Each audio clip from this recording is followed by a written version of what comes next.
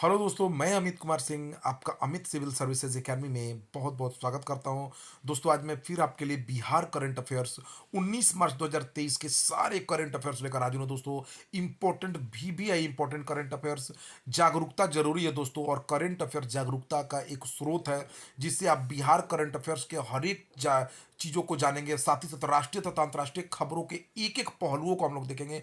एक भी बिहार का करंट अफेयर्स हो, चाहे वो राष्ट्रीय अंतर्राष्ट्रीय करंट अफेयर्स हो, एक को भी हम लोग नहीं छोड़ेंगे। दोस्तों, मैंने प्रण लिया है कि आपको BPSC में आप जाएंगे तो वहां पे दोस्तों अगर 30 जी करंट अफेयर्स का क्वेश्चन रहेगा तो 30 में 30 आपसे बनना चाहिए। दोस्तों, मेरा वीडियो देखने के बाद आपसे एक भी करंट अफेयर्स नहीं छूटने वाला है, ये मेरा दावा है। चाहे वो बिहार का करंट अफेयर्स हो, चाहे वो राष्ट्रीय तथा अंतर्राष्ट्रीय करंट अफेयर्स हो। चूंकि दोस्तों, मैं चुन चुन के लगभग 3-4 पेपरों को पढ़ के आपके लिए करंट अफेयर्स लेकर आता हूं। एक भी इसमें करंट अफेयर्स नहीं छूटेगा आपका। तो दोस्तों, चैनल को सब्सक्राइब कर लीजिए जितना जल्दी हो सके, ठीक है दोस्तों। और फर्जी यूट्यूब चैनलों से बच कर रहे, जहां पर दोस्तों आपको अच्छी जानकारी नहीं दी जाती है। दो चार इंपॉर्टेंट क्वेश्चन बचा देने से एग्जाम क्लियर नहीं होता है दोस्तों। इंपॉर्टेंट क्वेश्चन चाहिए ही चाहिए जो सारे एग्जामों में आए। आपको डेली के सारे करंट अफेयर्स जानकारी होनी चाहिए, यही सफलता का सूत्र है दोस्तों। एक महीने का न्यूज एक साथ पढ़ के आप सफलता नहीं प्राप्त कर पाएंगे, ठीक है। अगर आप 30 में 30 निकाल बनाना चाहते हैं तो चैनल को सब्सक्राइब करिए दोस्तों, ठीक है। और मेरे चैनल से जुड़ जाइए डेली करंट अफेयर्स के साथ, ठीक है दोस्तों। तो पहला क्वेश्चन लेते हैं आज। जीविका दीदियों द्वारा सरकार के विभिन्न संस्थानों को पोशाक मुहैया कराने हेतु बिहार में कहां पर पहली सिलाई इकाई खुली है?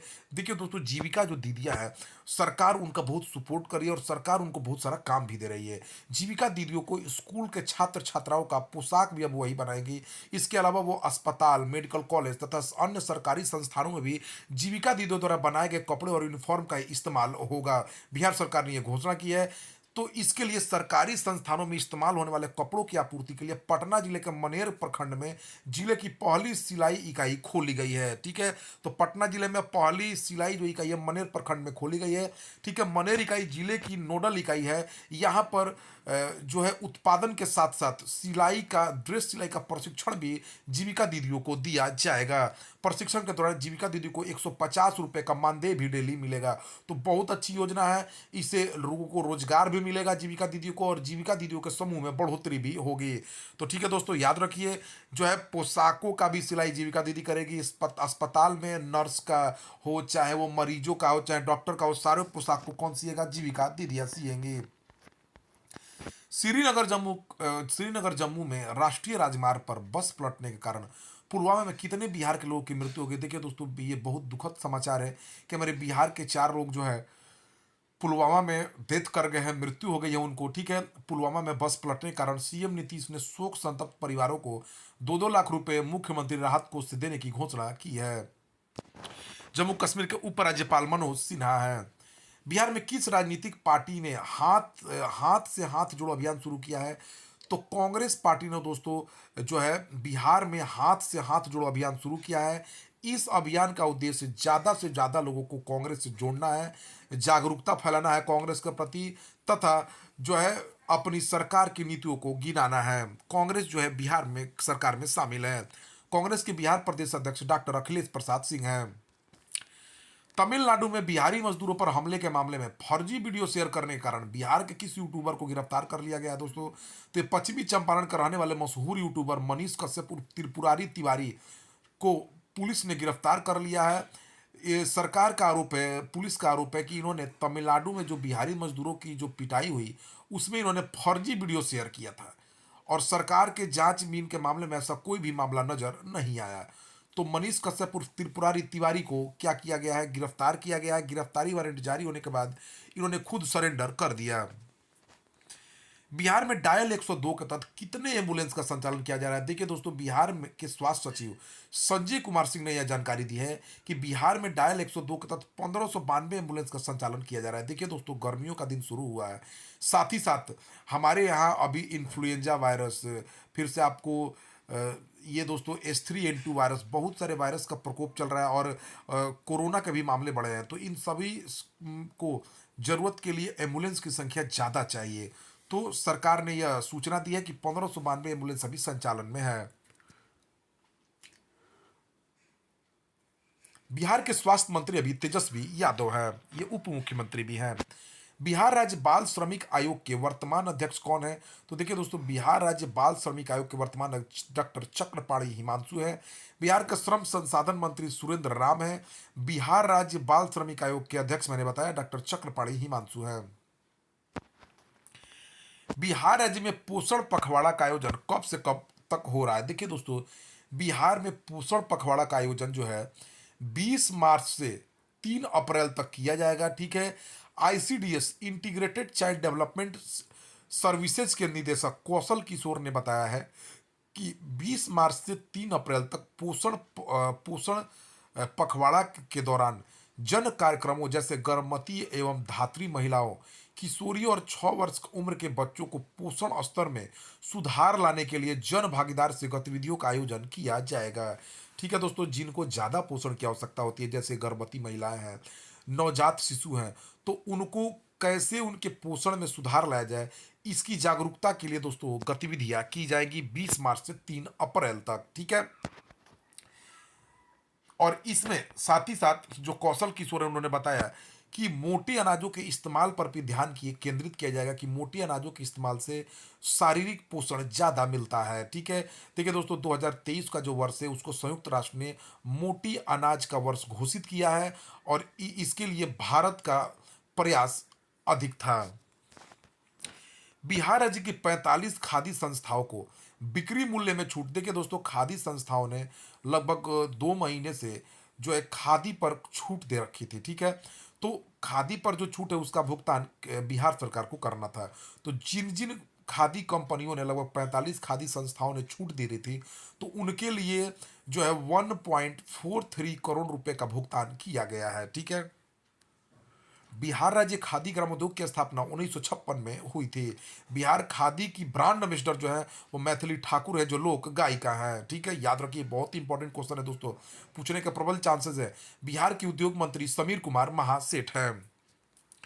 कुलाधिपति सह बिहार के राज्यपाल राजेंद्र विश्वनाथ अलिंकर ने 18 मार्च 2023 को बिहार के किस विद्यालय के सीनेट की बैठक की अध्यक्षता की है? तो देखिए दोस्तों, जो बिहार के राज्यपाल हैं उन्होंने बिहार के शिक्षा को सुधारने का प्रण लिया है।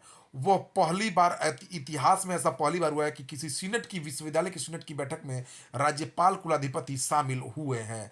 ठीक है दोस्तों, तो वो अभी हाल ही में दरभंगा में हुए आयोजन में शामिल हुए, तो अब पूर्णिया में भी शामिल हो रहे हैं।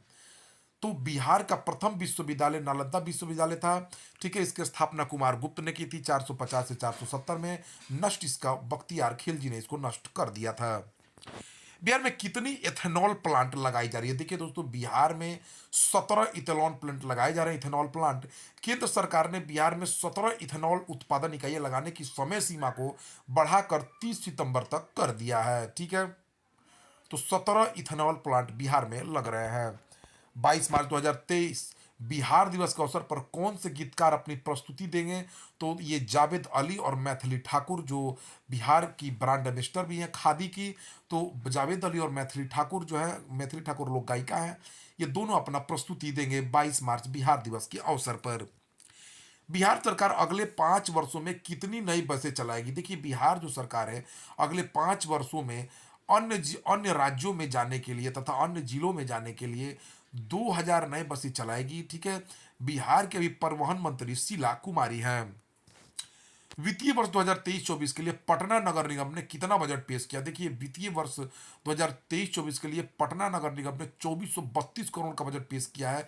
इसके द्वारा बहुत से कार्य जो है पटना नगर निगम में किए जाएंगे।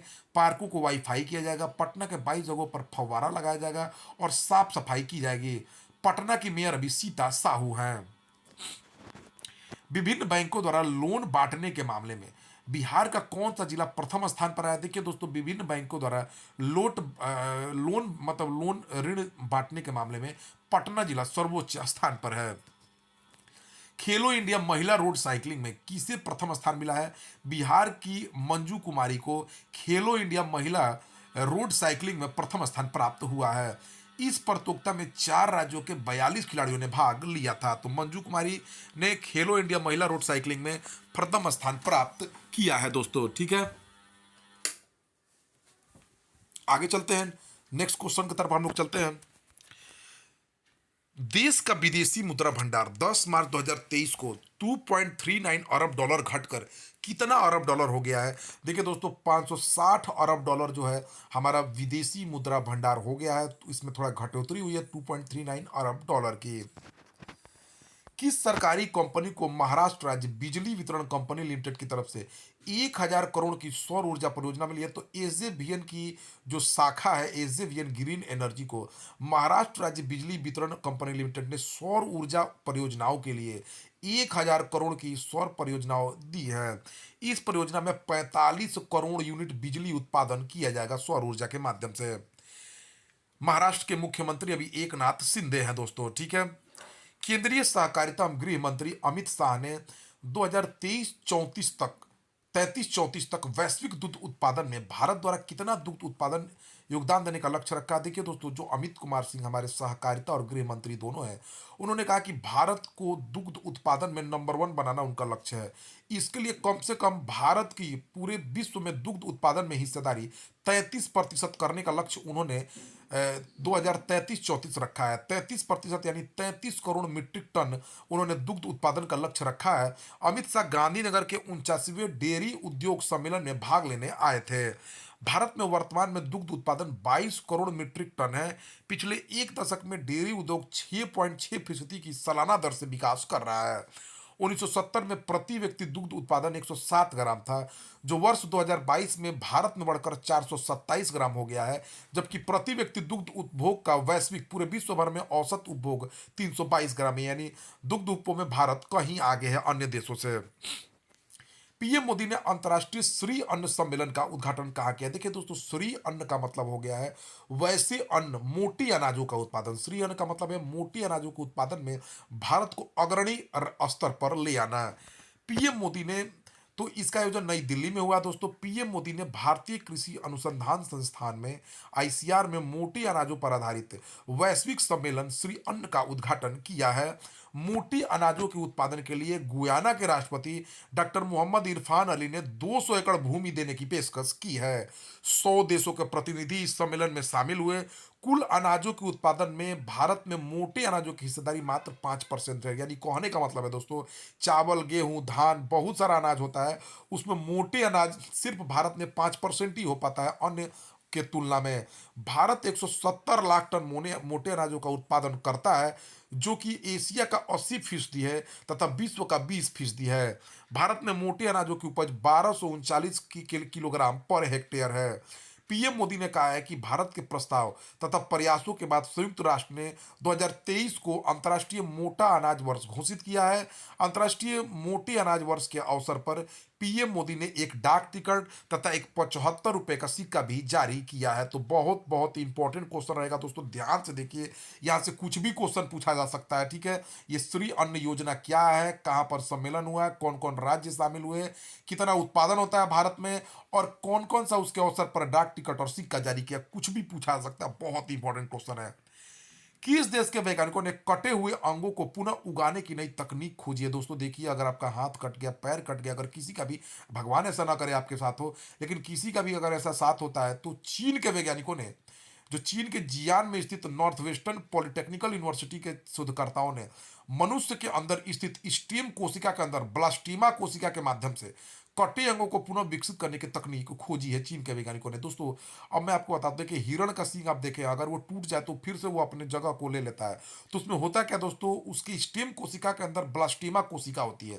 जैसे ही उसका सींग टूटता है, तो ब्लास्टीमा कोशिका है वो क्या हो जाती है, वो काम करना शुरू कर देते हैं। लेकिन हमारे जो शरीर के अंग है, वो ऐसा ब्लास्टीमा कोशिका हमारे अंगों में तो रहती है, लेकिन वो काम नहीं करती है, ठीक है। तो यही अंतर है। तो जो चीन के वैज्ञानिक है वो इस पे कार्य कर रहे हैं। किस सोशल मीडिया कंपनी ने ब्लूटिक चार्ज के अलावे सुरक्षा फीचर के लिए भी अलग से शुल्क निर्धारित किया है? तो देखिए दोस्तों, ट्विटर जो है उसने ब्लूटिक के लिए अलग तो चार्ज कर ही दिया था, अब उसने सुरक्षा फीचर के लिए भी अलग चार्ज किया है दोस्तों। ट्विटर में ब्लूटिक चार्ज के अलावे सुरक्षा फीचर के लिए 900 रुपये का शुल्क शुरू किया गया है मोबाइल के लिए, और 650 रुपये वेब वर्जन के लिए हुआ है। ट्विटर की स्थापना 21 मार्च 2006 को हुई थी। इसका मुख्यालय सैन फ्रांसिस्को में है, कैलिफोर्निया, अमेरिका में। सीईओ इसके इलोन मस्क है, संस्थापक जैक डॉर्सी, इवान विलियम्स और बिज स्टोन नोह ग्लास थे। ठीक है। Global commission on the economics of the water की रिपोर्ट के अनुसार इस दशक के अंत तक ताजे पानी की आपूर्ति की मांग कितनी फीसदी बढ़ जाएगी। देखिए दोस्तों, ये बहुत इसमें जो ये जो रिपोर्ट है, ये बहुत सारी चीज़ें बयां करता है प्रकृति की हमारे बारे में। Global commission on the economics of the water की रिपोर्ट के अनुसार दशक के अंत तक दुनिया में ताजे पानी की आपूर्ति की मांग 40% बढ़ जाएगी, यानी ताजे पानी की कमी हो जाएगी। ठीक है ना, ताजा पानी रहेगा नहीं, और लेकिन ताजे पानी की मांग बढ़ जाएगी। भारत को 2050 तक खाद्य आपूर्ति में 16% से अधिक की कमी का सामना करना पड़ सकता है। आज जितना खाद्यान्न उत्पादन होता है उससे कम 16% खाद्यान्न रहेगा भारत के पास। यानी भारत अगर आज चावल का निर्यातक होते हो सके 2050 में वो आयातक बन जाए। दुनिया भर में सूखा 1% की दर से हर साल बढ़ रहा है। पानी की कमी तथा गर्मी की वजह से चीन ज्यादा प्रभावित होगा। चीन तथा कई एशियाई देश जो अभी खाद्य निर्यातक हैं, 2050 तक वो खाद्य आयातक बन जाएंगे। किस राज्य ने नक्सली घटना के कारण शहीद हुए सैनिक के परिजनों को 20 लाख रुपए देने की घोषणा की है? तो ये छत्तीसगढ़ ने ऐसा किया है दोस्तों। ठीक है, नक्सली घटना के कारण अगर सैनिक शहीद होंगे तो 20 लाख रुपए दिए जाएंगे। छत्तीसगढ़ के सीएम भूपेश बघेल हैं, राज्यपाल विश्वभूषण हरिचंदन है। भारत के किस राज्य ने 19 नए जिले तथा 3 नए संभाग बनाने की घोषणा की है? तो ये राजस्थान है दोस्तों। राजस्थान के सीएम अशोक गहलोत ने 19 नए जिले तथा 3 नए संभाग बनाने की घोषणा की है। राज्य में अब जिलों की संख्या बढ़कर 50 हो जाएगी तथा संभागों की संख्या 10 हो जाएगी। राजस्थान के राज्यपाल कलराज मिश्र हैं। हाल ही में राष्ट्रीय हरित प्राधिकरण ने किस राज्य की नगर निगम पर 100 करोड़ का पर्यावरणीय मुआवजा वसूल किया है? तो यह केरल के कोची नगर निगम पर जो है पर्यावरण नुकसान पहुंचाने के लिए नगर निगम पर 100 करोड़ का मुआवजा किया गया है। हाल ही में 880 मीटर लंबी बाईपास सुरंग T5 कहाँ प्रारंभ की गई है? तो जम्मू कश्मीर में T5 सुरंग जो है 880 मीटर लंबी सुरंग को चालू किया गया है। जम्मू कश्मीर के उपराज्यपाल मनोज सिन्हा है। दुनिया का सबसे बड़ा सेमी कंडक्टर चिप निर्माण केंद्र कहाँ स्थापित किया जा रहा है? तो दक्षिण कोरिया की राजधानी सियोल में सबसे बड़े सेमी कंडक्टर चिप निर्माण केंद्र स्थापित किया जाएगा। प्रधानमंत्री वहां के हन डक्सू हैं। दक्षिण कोरिया शांत सुबह की भूमि के नाम से भी इसको जाना जाता है। किस देश ने भारत को परमाणु पनडुब्बियां बनाने का ऑफर या प्रस्ताव दिया है? तो दोस्तों, फ्रांस ने भारत को परमाणु पनडुब्बी न्यूक्लियर सबमरीन सौदे की पेशकश की है। हाल ही में अमेरिका, ऑस्ट्रेलिया तथा ब्रिटेन ने आकुश डील के तहत परमाणु संचालित पनडुब्बी समझौता किया है। इससे चीन को, देखिए फ्रांस अगर भारत के साथ ये डील करता है तो इससे चीन को हिंद महासागर में रोका जा सकता है। केंद्र सरकार ने ओ स्मार्ट योजना की समय अवधि बढ़ाकर कितनी निर्धारित कर दी है? तो देखिए, केंद्र सरकार ने ओ स्मार्ट योजना 2018 में शुरू हुई थी, उसकी समय अवधि को 2026 तक बढ़ा दिया है। ओ स्मार्ट योजना जो है महासागरीय सेवाओं, मॉडलिंग, अनुप्रयोग, संसाधन और प्रौद्योगिकी पर आधारित है। ओ स्मार्ट योजना का मुख्य उद्देश्य समुद्री अनुसंधान को बढ़ावा देना और पूर्व चेतावनी मौसम प्रणाली स्थापित करना है। ठीक है। Bharat petroleum corporation limited BPCL के नए एमडी तथा सीईओ किसे चुना गया है? तो भारत पेट्रोलियम कॉर्पोरेशन लिमिटेड के नए एमडी तथा सीईओ जी कृष्ण कुमार को बना दिया गया है। भारत तथा सऊदी अरब के बीच नौसैनिक अभ्यास अल मोहद अल हिंदी 2023 मई में कहाँ आयोजित होगी? तो सऊदी अरब के जुबैल में नौसैनिक अभ्यास अल मोहद अल हिंदी 2023 मई में आयोजित की जाएगी। हॉकी का Major Dhyan Chand lifetime achievement पुरस्कार 2022 किसने जीता है? तो गुरबख्श सिंह और अमित सिंह बख्शी दोनों ने हॉकी का Major Dhyan Chand lifetime achievement पुरस्कार 2022 जीता है। 143 साल बाद पहली बार कहाँ स्थित वर्धा वन्यजीव अभयारण्य में एशियाई शेरों को स्थानांतरित किया जाएगा? देखिए दोस्तों, गुजरात में स्थित गिर उद्यान एशियाई शेरों को जो है वर्धा वन्यजीव अभयारण्य में स्थानांतरित किया जा रहा है। ठीक है। गुजरात के सीएम भूपेंद्र भाई पटेल हैं। गुजरात के राज्यपाल आचार्य देवव्रत हैं। Vipin the man behind the uniform पुस्तक के लेखक कौन है? तो रचना बिष्ट रावत जो है Vipin the man behind the uniform पुस्तक के लेखक हैं। ठीक है दोस्तों, तो ये रहा। आगे चलते एक और दो क्वेश्चन बचा हुआ दोस्तों। पंजाब पुलिस ने किस कंटरपंथी खालिस्तान समर्थक को गिरफ्तार करने के लिए पूरे पंजाब में अभियान चलाया है? तो वारिस पंजाब दे के खालिस्तान समर्थक अमृतपाल सिंह को पकड़ने के लिए पंजाब पुलिस ने पूरे पंजाब में अभियान चलाया है, पुलिस अभियान। जालंधर के डीआईजी स्वप्न शर्मा ने अमृतपाल के पाकिस्तान खुफिया एजेंसी आईएसआई के कनेक्शन का खुलासा किया है। पंजाब के जो मुख्यमंत्री है भगवंत मान ने कड़े संदेश दिए हैं इसको पकड़ने के लिए। तो दोस्तों, ये रहा 19 मार्च 2023 का बहुत बहुत बहुत ही इंपॉर्टेंट वीडियो। दोस्तों, आप नए हैं, चैनल को सब्सक्राइब कर लीजिए दोस्तों, बहुत ही फायदा मिलने वाला है। आप डेली वीडियो देखेंगे और डेली वीडियो देखने में दोस्तों अगर करेंट अफेयर्स रिलेटेड आप पढ़ना चाहते हैं तो दोस्तों मेरे चैनल से पढ़िए, इधर उधर के चैनल से ना पढ़िए। आपका इतना इंपॉर्टेंट करंट अफेयर्स आपको कोई भी चैनल नहीं बताएगा। ठीक है दोस्तों, तो thank you for watching my video.